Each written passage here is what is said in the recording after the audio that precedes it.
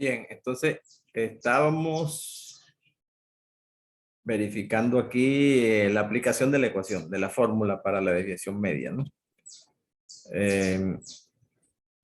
Decía Jorman allí que si el resultado de la columna 4, ¿verdad? La suma era la que se utilizaba para el cálculo de la desviación media, efectivamente así es. Ese 141, que es el resultado de esa columna, es precisamente el que pasaría a ser el numerador de la fórmula de la desviación media. Y la tenemos aquí abajo, ya con algunos parámetros sustituidos. Por ejemplo, la K vale 5 porque son 5 intervalos. N vale 30, que es el total de datos. La media, que es 12,23, era el que se le estaba restando a cada marca de clase. Y luego multiplicándose esa diferencia por la frecuencia absoluta simple.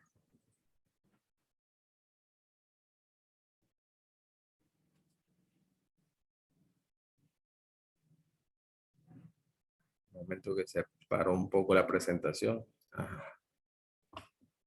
Listo.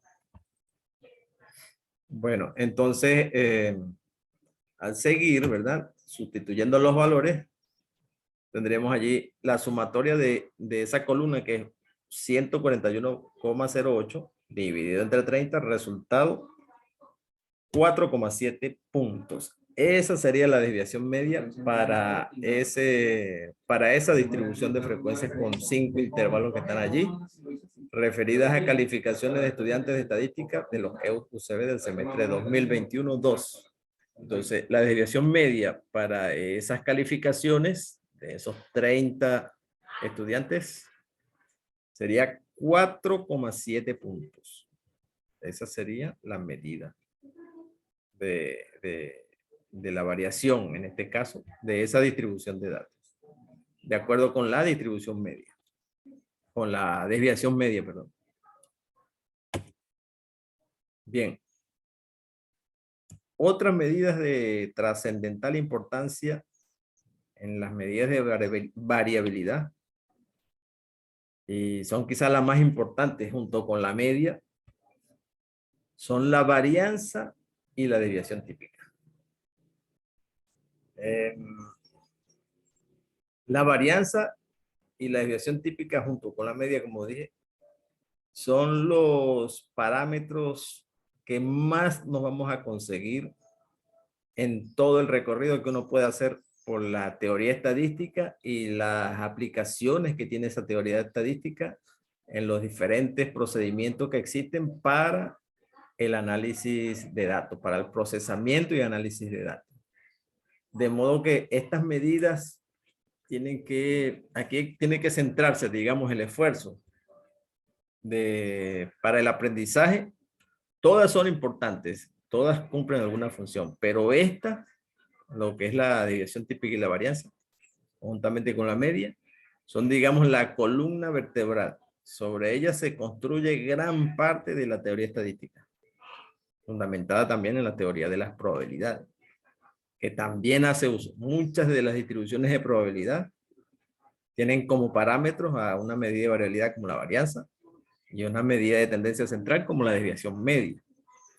Perdón, como la media de tendencia central como la media aritmética específicamente. Entonces, para la varianza, tenemos también que hay dos formas de cálculo. Y además hay que también distinguir cuando se trata de una varianza muestral y cuando se trata de una varianza poblacional. Igualmente con la desviación típica, hay que distinguir cuando se trata de una desviación típica de una muestra y cuando se trata de una desviación típica de una población. Entonces, los símbolos que se utilizan nos van a indicar cuándo estoy en cada caso, ¿no? Cuando se trate de una varianza de la muestra, pues vamos a estar utilizando este símbolo, una S cuadrado. Cuando se trate de la varianza de la población, entonces se utiliza la letra griega sigma, que es el equivalente de la sumatoria en griego. pero este es el sigma en minúscula, creo que en mayúscula, perdón. La sumatoria es en minúscula y el sigma este que aparece aquí como símbolo de la varianza en mayúscula. Entonces, pero son la misma letra, una mayúscula y una minúscula en el alfabeto griego, son sigma. Y la desviación típica sucede algo más o menos así, análogo pues a la varianza. Si estoy en la desviación típica de la muestra, usamos la S. La distinción de que no lleva el cuadrado, ¿no? En la varianza lleva el cuadrado, tanto la S como la sigma. Mientras que en la desviación típica usamos, claro, esos mismos signos, pero sin el cuadrado. Esos mismos símbolos, pero sin el cuadrado. Entonces, eso nos va a ayudar a distinguir primero si se trata de una varianza, ¿verdad? Detallando que tenga el cuadrado. O de una desviación típica si no tiene el cuadrado. Segundo, si se trata de una estadístico obtenido de la muestra, como en el caso de la varianza que sería la S cuadrado, o de la desviación típica que sería la S sin cuadrado. Acuérdense que cuando los indicadores están referidos a la muestra les denominamos estadísticos, y cuando están referidos a la población les denominamos parámetros. Entonces, cuando estemos en la población, se usa la sigma y ahí la varianza se está comportando como parámetro. De igual modo, la desviación típica. Si utilizamos la sigma, estamos hablando de la desviación típica de la población y por lo tanto estamos hablando de un parámetro de esa población. Entonces, cuando se trate de los valores sobre la población o del indicador sobre la población, pues son parámetros. Y cuando se trate de los valores sobre la muestra, son estadísticos. Entonces, las S, tanto al cuadrado como sin el cuadrado, son estadísticos. Y la sigma, con cuadrado o sin cuadrado, son parámetros. Varianza y desviación típica. Entonces, hecha esa distinción, vamos a ver cómo es el cálculo, que también hay que distinguir entre datos sin agrupar y datos agrupados. Entonces, vámonos con el ejemplo sencillito de las notas de calificaciones de geografía de la sección B, por ejemplo, ¿verdad? Allí teníamos 5 calificaciones. Ya habíamos calculado la media que era 10 y sabíamos que el número de observaciones, pues lógicamente son 5, tal como se aprecia allí. Entonces, tenemos la media, tenemos N, valores importantes. Bien, la ecuación de cálculo también la tenemos, es la que está aquí arriba, para el caso de la varianza. Entonces estaríamos aquí, varianza, datos no agrupados. Bien. ¿Qué hay que hacer? Construir los desvíos primero y elevarlos al cuadrado. Estos sí son los desvíos con respecto a la media. Pero esta vez entre paréntesis que no está, ya no estamos hablando de los valores absolutos, sino diferencias comunes, ¿verdad? Diferencias comunes, pero para eliminar los negativos y no neutralizarnos por la propiedad de la media, que hace que la sumatoria de los desvíos se hagan cero, entonces para la varianza se elevan al cuadrado. Al colocar esos desvíos al cuadrado, ya esa sumatoria va a dejar de ser cero, porque los que son negativos se van a convertir en positivos. Entonces se trata precisamente de construir cada valor de la variable menos la media, es decir, el desvío. Y ese desvío elevado al cuadrado. Este es un procedimiento que se hace para cada valor de la variable, ¿verdad? Que tenemos el 9 menos el 10, perdón, empezando con el 8. 8 menos 10 elevado al cuadrado. 9 menos 10 elevado al cuadrado. 10 menos 10 elevado al cuadrado. 11 menos 10 elevado al cuadrado y 12 menos 10 elevado al cuadrado. Eso es, digamos, la manera más general. Hay unas ecuaciones abreviadas para hacer esto, pero es cuestión de hacer ejercicio, de ejercitarse un poco más. Por el momento, lo que interesa es entender bien este procedimiento como es lo más general, lo más común. Después se pueden inventar los atajos, se pueden revisar los atajos. Bueno, entonces la cuestión es construir cada desvío de cada variable respecto a su media, elevar esa diferencia al cuadrado, sumar todos esos cuadrados y promediar, dividirlos entre 5. En este caso, porque son 5 observaciones. El tamaño de la muestra es 5. Bien, cuando se hallan los desvíos, pues son -2, -1, 0, 1 y 2. Y al elevarlos al cuadrado, obtenemos los valores 4, 1, 0, 1 y 4, ¿verdad? -2 al cuadrado, 4. 1 al cuadrado, 1. 0 al cuadrado, 0. 1 al cuadrado, 1. Y 2 al cuadrado, 4. De modo que esa suma de cuadrados nos da 10. Y el denominador que era 5, bueno, automáticamente 10 sobre 5 es 2. Y ese es el valor de la varianza para este grupo de calificaciones de geografía. La varianza no tiene una interpretación así muy fácil, porque se trata son valores cuadráticos. Entonces, generalmente no tienen una interpretación específica y se deja así. S cuadrado igual a 2, la varianza. Si tuviera que agregar la interpretación en términos de unidades, porque tiene unidades que son puntos, pues, bueno, tendría que decir que son 2 puntos cuadrados. Sería lo que habría que agregar ahí. Ahora bien, vamos inmediatamente a calcular para esos mismos datos la desviación típica, que es exactamente similar a como se hizo con la varianza, pero considerando o tomando la raíz cuadrada de las operaciones que se hacen en la varianza. Fíjense que la ecuación que está arriba para la varianza es similar a la de la desviación típica. Solo que para la desviación típica utilizamos la función raíz cuadrada. Quitamos el cuadrado de la S y aplicamos la función raíz cuadrada. Luego, lo que se hace dentro de la raíz es exactamente todo lo que se hizo para el cálculo de la varianza. Fíjense, la misma ecuación, la misma de la varianza.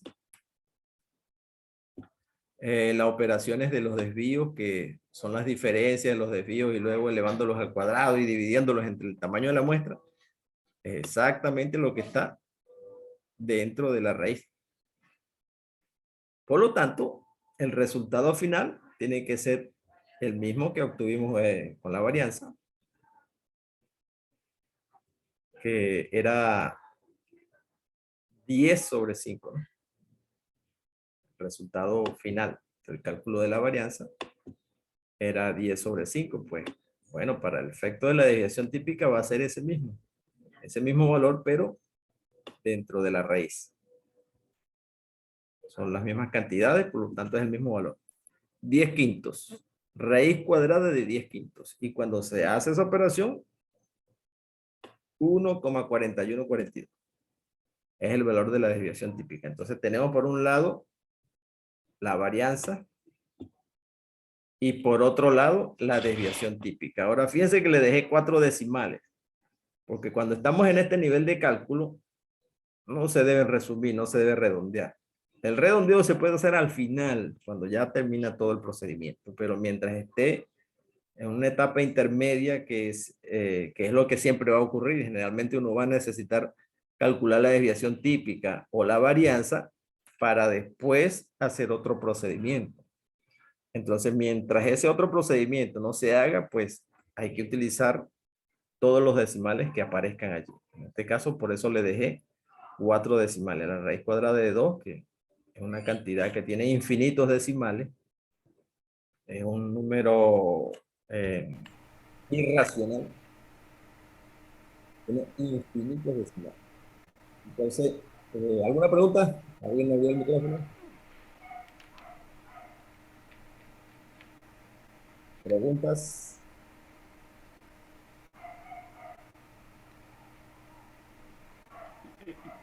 Jorma, ¿tienes alguna pregunta? Es lo único que está.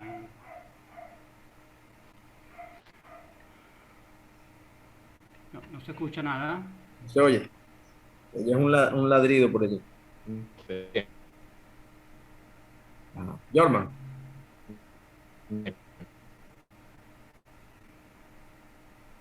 No, no tiene preguntas. Ya escribió en el chat que no tiene preguntas, Jorma. Ok, De todo modo, perfecto. profesor, deme un minutico para aclarar algo y Está que bien. Jorman Adelante. escuche Adelante. y que quede grabado esto de las unidades, que es muy importante. Ujú. Y de hecho, véanme bien que, como lo explicó bien el profesor, este primer resultado que ofrece el profesor para la desviación, para la varianza, al cuadrado igual a 2, y lo dijo correctamente el profesor, pues no tiene mucha interpretación porque aquí las unidades, este 2 queda aquí de la varianza, son unidades al cuadrado. Si fueran metros, es metros al cuadrado. Si estamos midiendo notas con puntos, puntos al cuadrado. Si fuera segundo, es segundos al cuadrado. E incluso se puede ocurrir que sean los casos, estén hablando de datos de personas, e incluso se podría decir personas al cuadrado.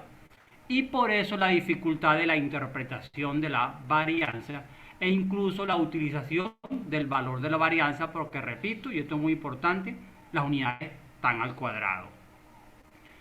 Y por eso es que se inventó, se ideó, los estadísticos y los matemáticos idearon la desviación típica. Para corregir el caso de las unidades al cuadrado, entonces se decidió hacer otro estadístico o parámetro según el caso, de sacarle la raíz cuadrada, y al sacarle la raíz cuadrada pues eliminamos ese problema de las unidades al cuadrado, porque justamente para eso se hace lo de la raíz cuadrada. Bueno, entonces una vez que quedan las unidades en sencilla, pues la desviación típica, por eso es que es más utilizada, ya las unidades ya son metros, sigue siendo metros, si son segundos, sigue siendo segundos, y, y se puede utilizar para esto y para subsiguientes datos y subsiguientes análisis. Ya, repito, y en conclusión, esa es la utilidad de la desviación típica, y por eso que se le saca raíz cuadrada, para poder utilizar e interpretar los resultados, en este caso de la varianza. Gracias, profesor. Gracias a usted, profe, por la intervención allí, para que los muchachos queden más firmes allí en su aprendizaje. Bueno, sí, precisamente por eso, ahora parece que la desviación típica es 1,41 puntos. Como precisamente eliminamos los cuadrados al extraer la raíz, pues también se elimina el cuadrático en las unidades, ¿no? Eran puntos cuadrados, pues quedó puntos simples. De modo que la desviación típica para ese conjunto de 5 datos es 1,41 puntos, ¿no? Ahora, a veces también hay gente que, bueno, pero yo quiero interpretar la desviación típica. Bueno, la desviación típica, al eliminar el cuadrático, pudiera uno incluso pensar, no es exactamente así, pero pudiera uno verla como un promedio de desvíos, la desviación típica. Si se quiere verlo como de una manera más manejable, digamos, que sea más gráficamente accesible a la mente, pues pudiera verse como una especie de promedio de desvíos, porque precisamente se trata de desvíos cuadrados, pero después se extrajo la raíz y esos desvíos estaban divididos entre el total de la muestra. Entonces, pudiera, no es exactamente así, repito, pero pudiera verse como un promedio de desvío.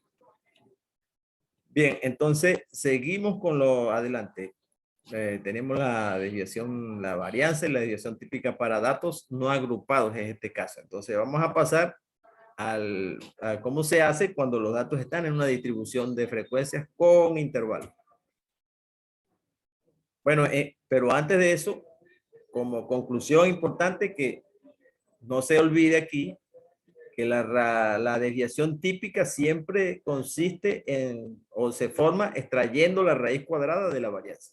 Así tal cual como está esta ecuacióncita al final de S igual a raíz cuadrada de S cuadrado.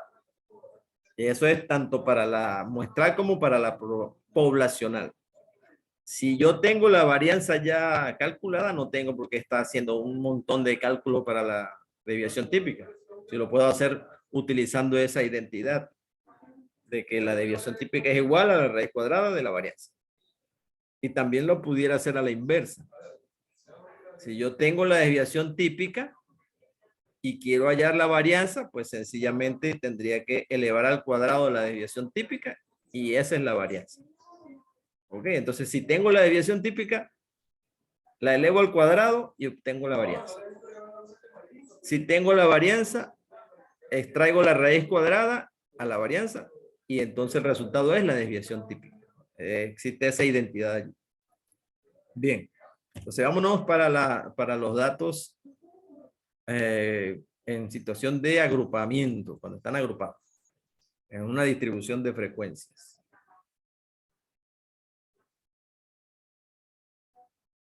Entonces la ecuación para la varianza en este caso sería tal como está allí, ¿no? Es muy similar, solo que la sumatoria ahora no va hasta n, sino que como se trata de una distribución en intervalo, pues bueno, vamos a tener k intervalos. Entonces la sumatoria va a ser hasta k, que representa el número de intervalos. El denominador sigue siendo el tamaño de la muestra, eso sí. Y dentro de la sumatoria, la novedad es que aparece el desvío cuadrático, tal como estaba antes, pero ahora multiplicado por la frecuencia absoluta simple. Esa es la novedad. Esas son las dos novedades fundamentales. Arriba la K, el límite de la sumatoria es la K, y los desvíos se multiplican por la frecuencia absoluta simple. Bueno, hay otra cosa que habría que señalar aquí, que es el XY, que antes era el valor individual de la variable. Pero como vamos a tener los datos agrupados en intervalos, no se especifican los valores individuales, pero se especifican los puntos medios, las marcas de clase del intervalo. Entonces, ese XY que aparece allí para el cálculo del desvío es el punto medio del intervalo. Si estuviese en el caso de la varianza poblacional, bueno, la lectura es la misma, pero cambia la simbología para el denominador específico de la varianza, ¿no? Que ya no sería S cuadrado, sino como dijimos hace un momento, sería sigma cuadrado. Identificación de la varianza en la población. Bueno, por supuesto, hay que también recordar que si estoy en la población y voy a utilizar voy a obtener la varianza de la población, pues no puedo utilizar la media de la muestra, sino que hay que utilizar la media de la población, con el símbolo que tenemos de mu. Y por supuesto dividir entre el total de la población. Así se forma la varianza de la poblacional. Bien. La desviación típica para colocar de una de las fórmulas también para los datos agrupados. La desviación típica de los datos muestrados, agrupados, perdón, cuando se trate de la muestra, el símbolo va a ser ese, tal como lo hicimos con los datos no agrupados.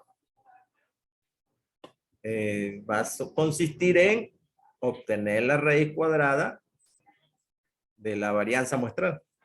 Fíjense que arriba la primera ecuación, que es la varianza muestral, ¿verdad? La sumatoria de los desvíos cuadráticos por la desviación, por la frecuencia absoluta simple entre el tamaño de la muestra. Voy a esperar que salga el apuntador aquí, que no quiere. Bien. En el caso de la desviación típica, pues es la misma ecuación de la varianza, pero extrayéndole la raíz cuadrada. Es la idéntica de la varianza, pero con el operador de la raíz cuadrada. Esa es la novedad fundamental para la desviación típica de la muestra. Y para la desviación típica de la población, pues es igual. Tenemos que se extrae la raíz cuadrada de la varianza de la población. Aunque aquí hay un pequeño detalle. Aquí no, este símbolo que está aquí no es el que corresponde. Ojo. Es el de la letra mu, la griega, ¿no? Aquí se coló ahí uno de los duendes de la tipografía. En la noche se metió y cambió el símbolo. Entonces es la mu. Es mu la que va ahí. Sería en este caso el punto medio menos la media de la población al cuadrado multiplicado por la frecuencia del intervalo entre el total de la población. Estas son las ecuaciones a utilizar. Bien.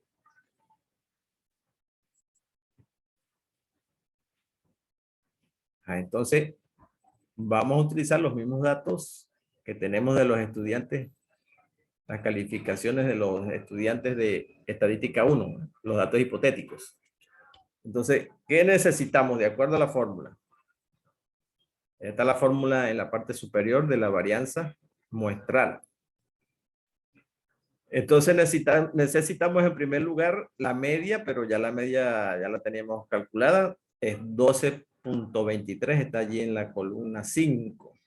Está la media. Después que tenemos la media, necesitamos construir los desvíos.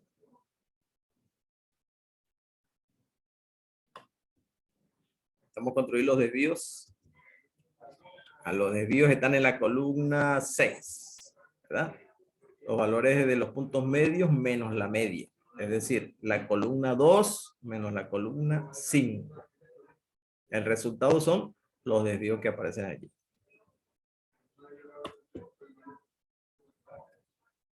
Bien, esos desvíos, procedemos entonces, los desvíos que se obtienen allí con la columna 2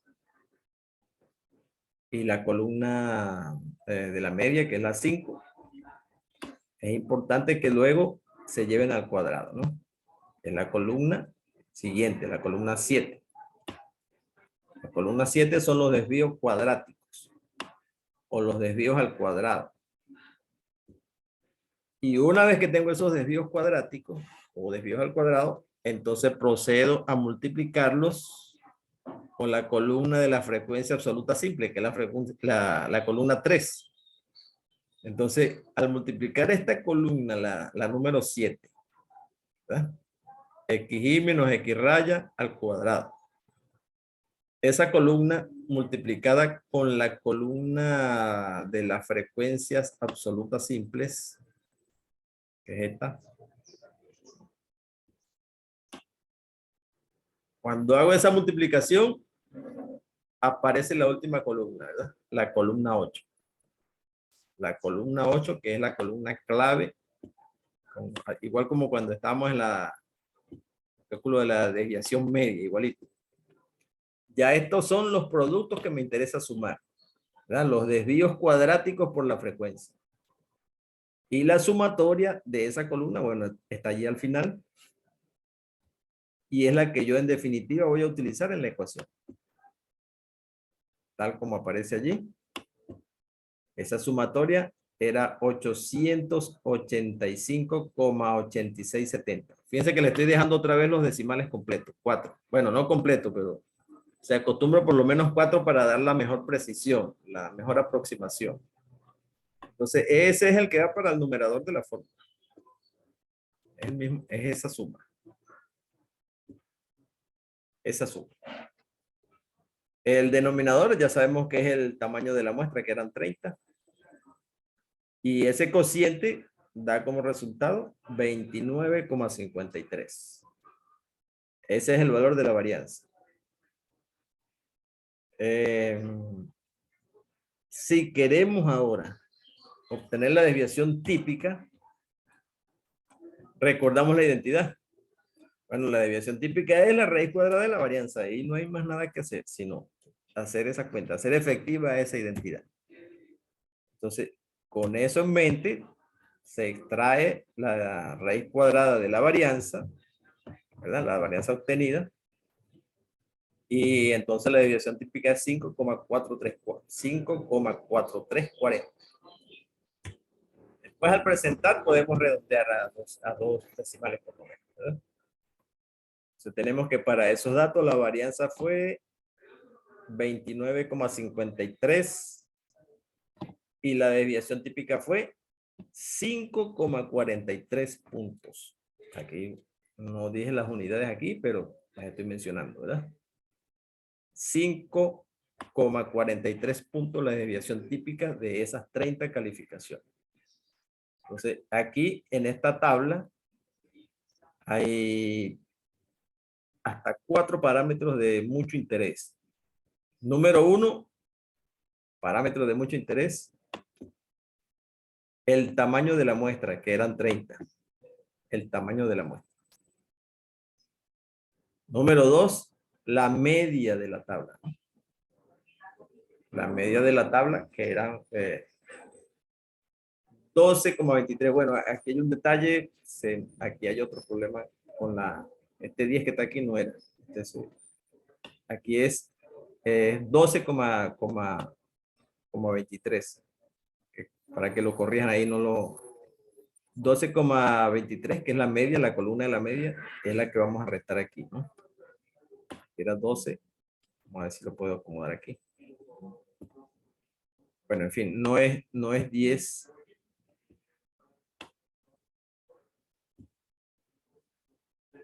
Estoy haciendo la observación para no colocar después la fe de rata. Entonces, a veces cuando uno está haciendo la edición, bueno, estaba copiando una fórmula de la desviación media donde era 10 y quedó la media como 10, pero no es 10, es 12,23. ¿Ok? Y eso en definitiva es lo que me da 885. Todos los demás cálculos están bien. Este era solamente en la sustitución de la ecuación que se coló ese detalle, ¿no? Es 12,23, no 10. Y el resultado entonces es este que está acá, que dijimos, la columna de los productos, la última, la octava. La sumatoria de esa columna es la de interés para el numerador, el denominador, el número o tamaño de la muestra, y el indicador definitivo 29,5289, que para presentar podemos redondear a 29,53. Luego extraemos la raíz cuadrada a esa varianza y el resultado es la desviación típica, que nos da 5,4340. Para presentarlo lo podemos colocar como 5,43 puntos. Entonces, así hemos extraído la varianza y desviación típica de estos datos de 30 calificaciones de estudiantes de estadística 1. Primero lo hicimos en los datos no agrupados y luego en estos datos que sí están agrupados en la distribución de 5 intervalos. Ya se estaba agotando el tiempo allí. De todos modos creo que alcanzamos para la siguiente lámina. Con la última medida, y es una medida ya no de tipo absoluto, ya esta es una medida relativa, ¿no? La medida, el coeficiente de variación. Es una medida que quizás no se utiliza con la misma intensidad y con la misma frecuencia con que se utiliza la desviación típica y la varianza. Pero sí es interesante, se usa en muchos trabajos, en muchas investigaciones se utiliza el coeficiente de variación, que es el cociente de la desviación típica a la media, ¿no? Y generalmente multiplicado por 100. Algunos lo dejan como un número, como una proporción, es decir, sin multiplicarlo por 100. Pero lo más aconsejable es que se multiplique por 100 y expresarlo en términos de porcentaje, así como está allí. Entonces, con el símbolo que estamos utilizando aquí, que es sigma, ¿verdad? Y la mu, este sería el coeficiente de variación para la población. O coeficiente de variación poblacional.